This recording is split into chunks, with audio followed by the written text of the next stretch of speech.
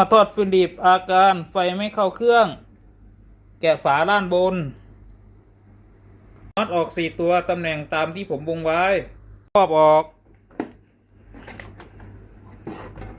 ถอดสายแพรไฟที่ต่อมาเลี้ยงบอร์ดพาวเวอร์ปรับตั้งมิเตอร์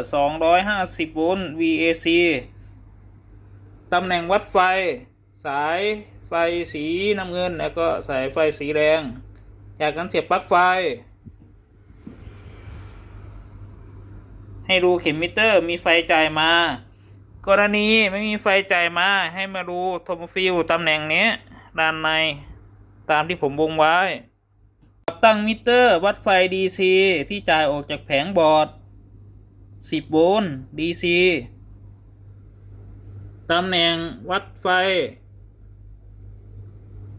5โวลต์และกาวแล้วเสียบปลั๊ก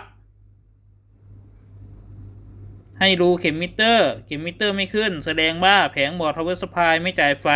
ให้เปลี่ยนแผงบอร์ด power ตำแหน่งแผงบอร์ด power มีรอยไหม้ที่ปิ้นให้เปลี่ยนแผงบอร์ด power ออกจากวงจรกรณีที่มีไฟ5โวลต์ DC ตำแหน่งนี้จ่ายไปให้ตรวจสอบในส่วนของแผงบอร์ดดิสเพย์อาจมีปัญหา